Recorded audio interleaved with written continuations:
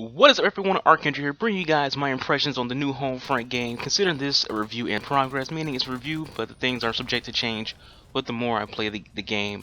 I'm already pretty far into the story, so I figured I'd throw out this video, give my impressions of the game. I haven't played the other modes of the game so far, so it's strictly a story mode review only. Starting things off with a little background for those that don't know what Homefront is. It's a video game that is loosely based off on a book, which also has two movies titled Red Dawn. And Red Dawn and Homefront, North Korea takes over over South Korea. The United Two Koreas then invade the U.S. You play as a rebel in a resistance group trying to fight the Koreans back and get America back and make America great again. I'm going to use that just to throw it out there. In this home front, all of this happens over money and weapons. The U.S. has been at war, and North Korea has like amazing tech. I know that's kind of weird to think of. The U.S. bought that tech, and from Korea, Korea bought the U.S. debt. In the process of all this, the U.S. dollar falls, and the nation collapses. Korea steps in to give the country some relief, some aid, but all of that was more of a ploy to get into the United States and to take over the country and oppress the people.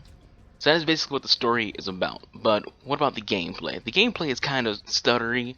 Sometimes the story mode lags. It stutters when achievements are unlocked and when the game is saving. But it's still a fun game. The gameplay is smooth and it's your typical shooters. It's not nothing like too different. You can pick it up and play it.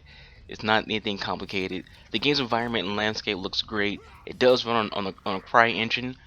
Melee combat is pretty cool.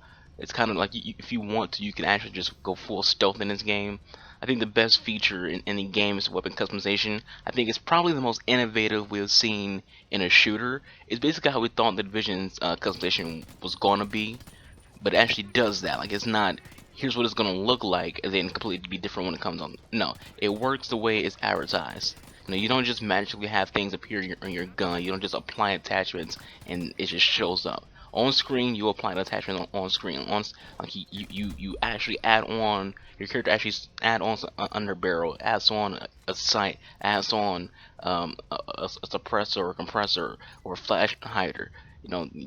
Right then and there, you're able to just put things on your gun. You can also like outright convert your gun into a different weapon entirely.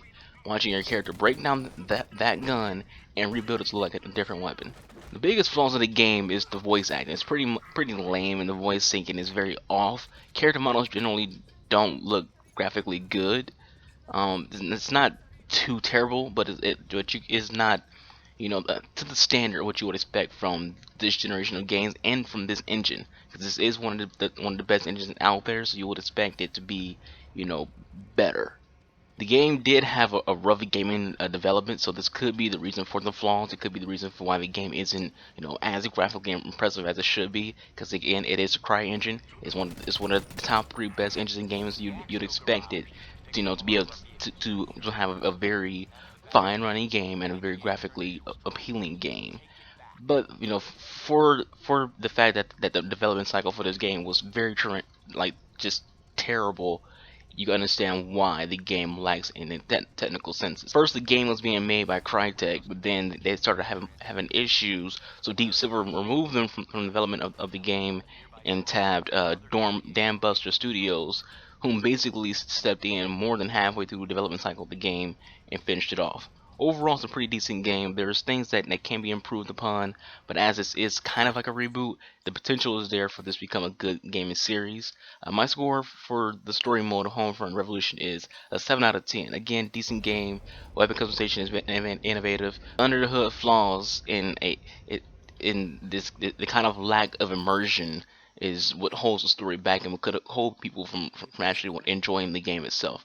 That's just my review, guys. Let me know what you think in the comment section. Thank you for watching. Peace out.